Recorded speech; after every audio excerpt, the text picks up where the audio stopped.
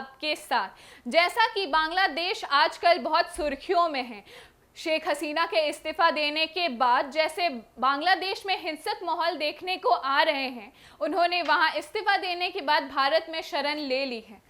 इस पर अभी हाल ही में उनके बेटे ने एक बड़ा बयान दिया है कि शेख हसीना अब भारत छोड़ के जाने वाली है। वो किधर जाने वाली है और वो आगे क्या करने वाली है, इन सब का उसने खुलासा कर दिया है। तो क्या है ये पूरा मामला, आइए विस्तार से समझते हैं। बांग्लादेश में हिंसा थमने का नाम ही नहीं ले रही थी। शेख हसीना ने इस्तीफा देने के बाद ही वहां हिंदुओं को निशाना बनाया जा रहा है और शेख हसीना के बांग्लादेश छोड़ने के बाद भारत आने के बाद कयास लगाया जा रहे थे कि वो किसी यूरोपियन देश में जा रही हैं, लेकिन अब उनके बेटे ने बता दिया है कि वो कहाँ जाएंगी।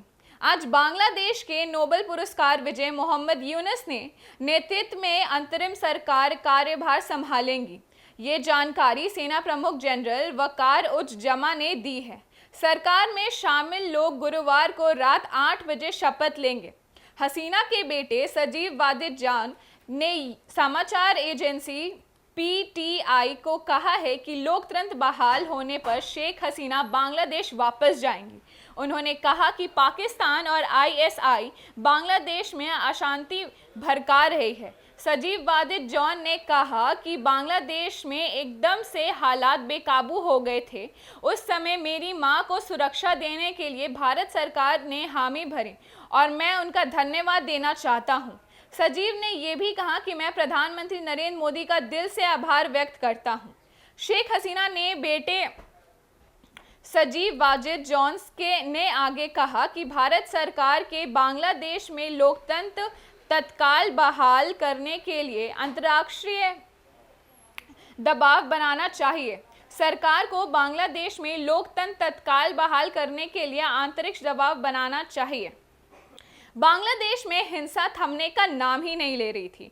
शेख हसीना ने इस्तीफा देने के बाद ही वहां हिंदुओं को निशाना बनाया जा रहा है और शेख हसीना के बांग्लादेश छोड़ने के बाद भारत आने के बाद कयास लगाया जा रहे थे कि वो किसी यूरोपियन देश में जा रही हैं, लेकिन अब उनके बेटे ने बता दिया है कि वो कहाँ जाएंगी। आज बांग्लादेश के नोबेल पुरस्कार विजय मोहम्मद यूनुस ने नेतृत्व में अंतरिम सरकार कार्यभार संभालेंगी।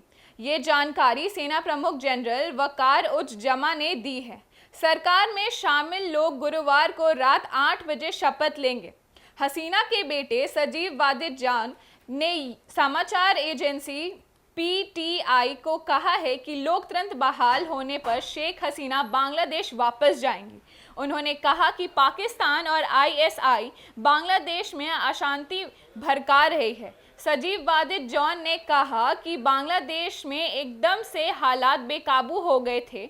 उस समय मेरी मां को सुरक्षा देने के लिए भारत सरकार ने हामी भरी और मैं उनका धन्यवाद देना चाहता हूं। सजीव ने यह भी कहा कि मैं प्रधानमंत्री नरेंद्र मोदी का दिल से आभार व्यक्त करता हूं।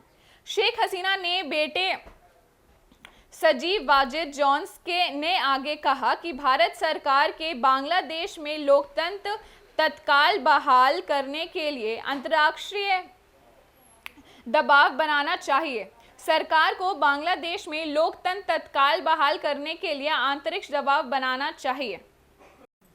तो जैसा कि आपने सुना कि कैसे शेख हसीना के बेटे सजीव वाजिद जॉन ने ये कहा कि शेख हसीना अब वापस बांग्लादेश जाएंगी, तो उनके वापस बांग्लादेश जाने का क्या होगा माहौल, ये देखना ज़रूर दिलचस्प होगा।